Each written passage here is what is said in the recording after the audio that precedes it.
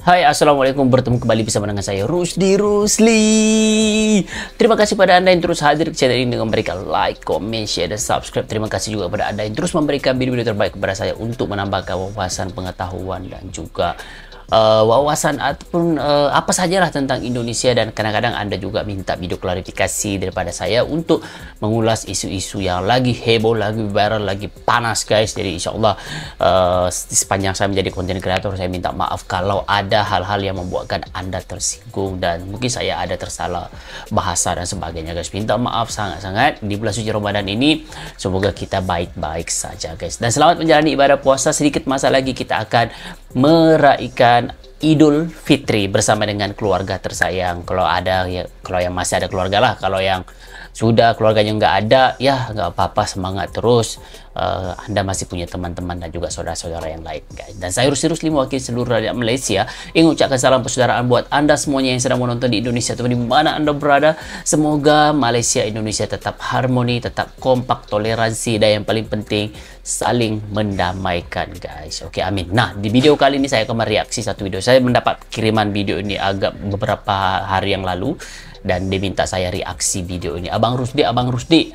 Nah, kalau kita melihat dulu hal perguruan, Malaysia itu pernah mendapat guru daripada Indonesia, sehingga pendidikan di Malaysia itu luar biasa di Asia, guys. Jadi luar biasa banget. Indonesia itu merupakan salah satu tempat untuk supply guru kepada Malaysia dulu. Nah, kita kembali, kita bukan menyentuh soal pendidikan pada kali ini, kita akan menyentuh tentang soal kemiliteran, guys, di mana negara-negara ini sebenarnya berguru dengan Indonesia dalam hal-hal kemiliteran, guys. Nah, seperti yang kita tahu, Indonesia itu memiliki pasukan elit, kekuatan militer dan sebagainya, sehingga Indonesia itu di tahun 2023 itu masuk daftar 13 terkuat di dunia, guys. Jadi wajar apabila Indonesia itu sering menjadi rujukan oleh mana-mana negara yang lain. Cuma saya jadi penasaran, guys, siapa negara mana, dan juga apakah bentuk yang diajarkan oleh Indonesia buat negara-negara tersebut. Jadi saya jadi penasaran, jadi ayo kita sama-sama saksikan videonya seperti apa. Sukses terus buat Indonesia, dan kiraan 3, 2, 1, jom! Pasukan militer Indonesia diam-diam banyak dikagumi dan diakui kehebatannya oleh negara lain. Kehebatan militer Indonesia membuat pasukan militer negara lain berguru kepada para pasukan hebat kita. Bahkan sejumlah negara asing secara khusus meminta agar militernya dilatih oleh Tentara Nasional Indonesia. Hal yang mendukung militer Indonesia disegani negara asing adalah karena TNI kerap kali menjadi juara dalam berbagai event lomba menembak maupun kekompakan tim. Inilah 10 negara yang militernya belajar dengan Indonesia. 10 negara yang belajar dengan Indonesia. YouTube Crush Kamboja yang pertama. Malaysia ada ya? Tentara Kamboja yang dilatih Kopassus bukanlah tentara reguler, melainkan unit elit bernama Batalion Para Komando 911. Tentara elit tersebut diketahui sebagai salah satu yang paling gahar di Kamboja. Pasukan 911 Kamboja pernah mengikuti latihan di markas Kopassus Batu Jajar pada tahun 1994.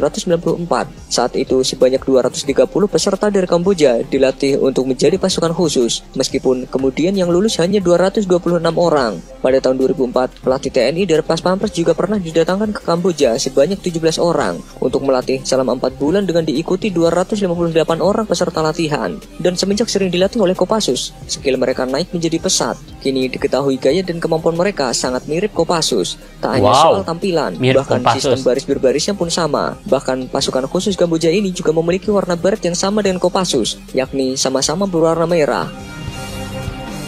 Terus jadi seperti gurunya, guys. Brunei. Brunei juga berguru dengan Indonesia.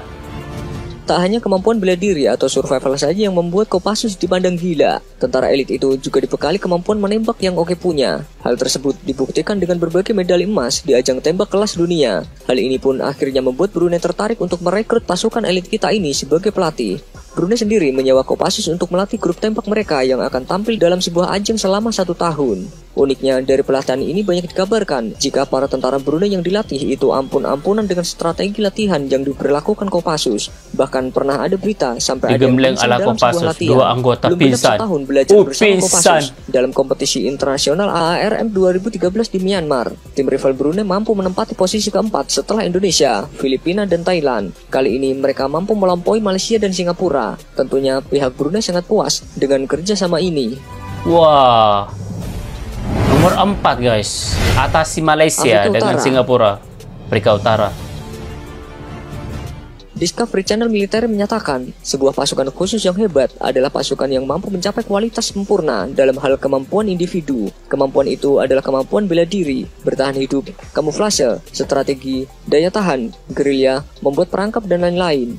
Kemampuan yang tidak terlalu mengandalkan dan bergantung pada teknologi canggih dan memiliki skill di atas rata-rata pasukan elit luar negeri lainnya menjadi nilai plus bagi Kopassus. Hal itu menjadi salah satu alasan negara-negara di Afrika Utara menggunakan jasa pelatih militer dari Kopassus untuk melatih pasukan militernya. 80% pelatih militer di negara-negara Afrika Utara diketahui menggunakan pelatih militer dari Kopassus. Para perwira Kopassus ditugaskan untuk melatih pasukan militer yang dimiliki negara-negara di benua hitam itu. Dari hasil yang dicapai, sepertinya negara-negara Afrika Utara ini cukup puas dengan apa yang mereka dapatkan dari Kopassus.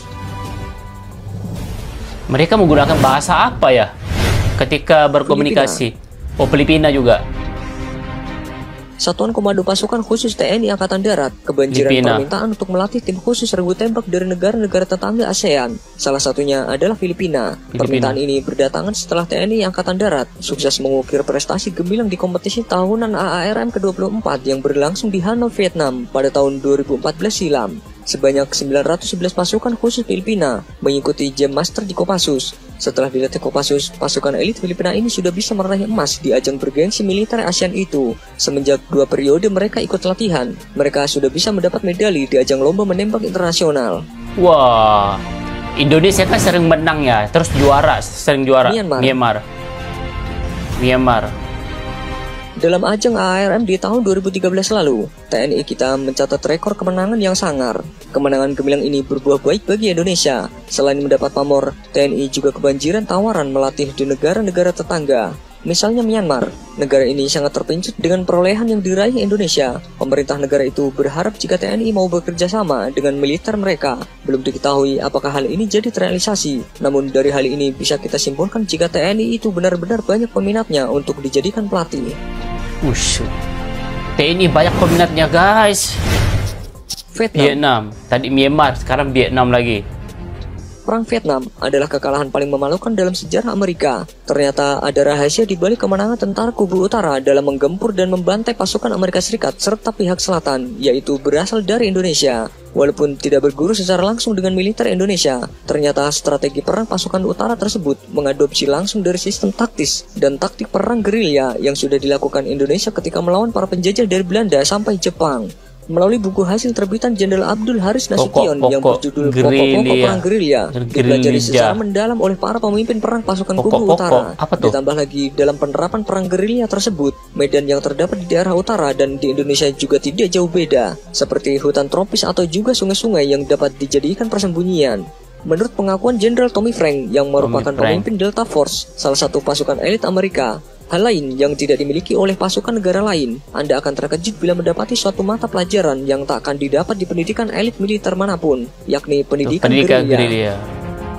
Wow, sebentar guys. Wow, kalau kita lihat di sini kan, karena Indonesia, pasukan TNI keseringan mengikuti ajang lomba kemiliteran di luar negeri ataupun internasional, dan Indonesia tuh sering menjadi juara. Banyak negara-negara lain mengakui kehebatan Indonesia, bukan saja melalui skill menembak menggunakan teknologi, tapi sebenarnya skill bela diri guys. Macam mana mau sebab, karena di Indonesia itu kan bukan saja dilatih bagaimana caranya mau menggunakan teknologi seperti tembak, bom, tank-tank dan sebagainya, tapi di Indonesia itu pasukan elitnya itu dilatih bagaimana memiliki aksi bela diri yang luar biasa. Walaupun tanpa senjata, mereka itu masih boleh membunuh begitu.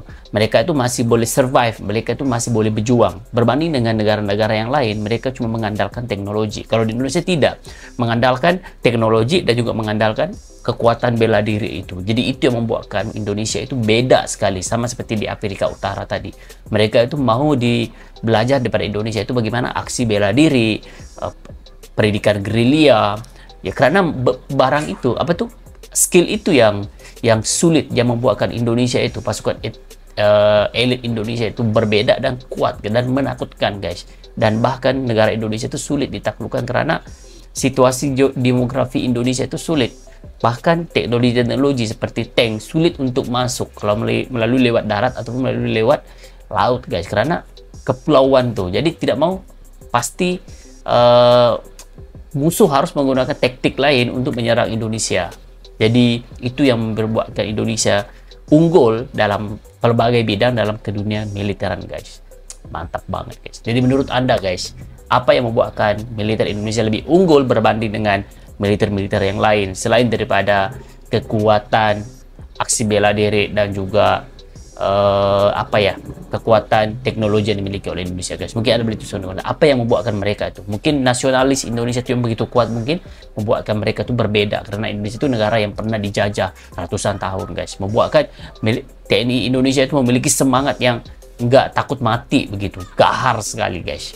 Mungkin jadi menurut Anda apalagi hal-hal yang membuatkan TNI Indonesia itu begitu ditakuti di dunia guys. Tuliskan di kolom komentar. Kita lanjut. Amerika. Amerika juga belajar. Malaysia ada ya? Pada tanggal 26 Agustus tahun 2015 lalu, bertempat di kawasan daerah latihan Kostrad Gunung Cakra, Cibenda, Sukabumi, Jawa Barat, Tentara Angkatan Darat Amerika Serikat belajar kepada TNI Angkatan Darat tentang cara bertahan hidup di hutan dengan memanfaatkan sumber makanan yang tersedia di alam sekitar, mulai dari daun-daunan, buah-buahan, binatang yang bisa dikonsumsi, baik dimasak maupun langsung dimakan. Dalam latihan itu, prajurit TNI mengajarkan tentara Amerika cara menghadapi hewan buas. Prajurit TNI juga mengajarkan bagaimana cara yang benar dalam menjinakkan ular dan memberi minum darah ular kobra ke tentara Amerika. Mereka juga dikenalkan jenis tumbuhan hutan yang bisa dikonsumsi. Latihan tersebut makan darah ular kobra, mengatasi tantangan alam. Ini survival guys. Laos. Negara Laos. Tentara Laos juga tidak secara langsung berguru kepada tentara Indonesia. Akan tetapi ada salah satu jenderal besar yang pernah dididik di Indonesia. Ia adalah Jenderal Kong Le. Jenderal Kong Le adalah seorang prajurit tangguh yang memiliki jasa besar terhadap negerinya di invasi Viet Minh, pasukan komunis Vietnam di bawah kepemimpinan Ho Chi Minh. Dia anggota Angkatan Darat Kerajaan Laos dan bergabung bersama pasukan payung. Ternyata Kapten Kong ini juga pernah dilatih oleh Komando Pasukan Sandi Yuda atau Kopasanda yang kini menjadi Kopassus. Hal ini diungkap Luhut Panjaitan kepada Hendro Supriyoto dalam bukunya Para Komando, Perjalanan seorang prajurit terbitan Kompas. Korps Baret Merah mendidik pasukan Republik Kamboja maupun pasukan pemerintah Laos untuk memperoleh kualifikasi para dan komando. Salah satu sisa komando dari Laos adalah Kapten Kong Le yang kemudian hari menjadi seorang jenderal karismatik dalam memimpin Laos. Dia dan pasukannya memimpin sebuah pemberontakan pada tanggal 10 Agustus 1960 untuk menjatuhkan pemerintahan Laos. Kepada rakyatnya, dia menyebut tindakannya ini untuk memberangus korupsi di tubuh pemerintah dan untuk mengejutkan para perwira Amerika Serikat. Malaysia ada ya? Timur Leste. Timur Leste ada. Timur Leste ada. Di tahun 2012 lalu, pernah muncul wacana yang dikemukakan oleh Wakil Panglima Militer Timor Leste. Wakil Panglima ini meminta tentara Indonesia untuk bisa melatih tentara-tentaranya. Tak banyak hal yang diungkapkannya kala itu, namun menurutnya, memilih tentara Indonesia sebagai pelatih adalah langkah yang tepat. Tidak diketahui realisasi dari rencana ini, namun dari pihak TNI sendiri pernah mengatakan membuka diri untuk itu. Bahkan TNI menyarankan Timor Leste untuk sekalian membeli atribut militer dari Indonesia, mulai dari senjata buatan pindad sampai seragam militer dari Sritex. Kerjasama pendidikan pintar dan Tantama nantinya akan dilatih di Rindam 9 Udayana dan perwiranya di Bandung. Timor Leste. Malaysia ada guys, nomor 10 Malaysia. Pasukan Khas Laut atau Paskal dikenal sebagai pasukan paling elit tentara di Raja Malaysia. Latihan Paskal disebut sebagai latihan terberat di negara jiran itu. Selat Malaka yang dikenal rawan mewajibkan Malaysia punya pasukan spesialisasi laut. Tercatat beberapa kali Paskal berhasil membebaskan kapal yang dibajak Lanun. Pasukan Beret Ungu ini juga punya andil dalam membebaskan kapal Malaysia dari perompak Somalia. Namun ketangguhan Paskal rupanya tidak bisa dilepaskan dari komando pasukan katak TNI yang Angkatan Laut. pasukan elit Kepada Malaysia para manusia kondok dari Indonesia lah Paskal pertama kali menimba ilmu. Ada beberapa teknik bertempur yang diajarkan para pelatih Kopaska pada Paskal tentara laut di Raja Malaysia. Hingga kini pun kadang masih ada latihan bersama antara dua satuan elit ini. Menurut penuturan Laksamana TNI Agus Suhartono yang saat itu masih menjabat Kepala Staf TNI Angkatan Laut, gurunya Paskal itu adalah Komando Pasukan Katak Indonesia. Keren banget. Udah habis guys. Ternyata ada Malaysia guys, keren banget. Jadi begitulah perjuangan seorang pasukan elit ataupun pasukan TNI yang ada di Indonesia. Bukan saja berjuang untuk meningkatkan kekuatan militer Indonesia, tapi Indonesia itu juga andil ataupun membantu negara-negara yang lain yang untuk dilatih agar memiliki kekuatan militer yang lain. Jadi itulah kelebihan yang dimiliki oleh Indonesia, melatih dan terus melatih negara-negara tetangga yang lain agar bisa mempertahankan. Karena Indonesia tuh tahu banget gimana rasanya dijajah, bagaimana rasanya ditindas, guys. Jadi terima kasih buat Indonesia karena menjadi salah satu guru kepada Pascal, guys. Pascal itu salah satu pasukan apa ya namanya, tentara yang paling diminati di Malaysia, guys. Bahkan ada filmnya yang sempat booming. Keren banget, guys.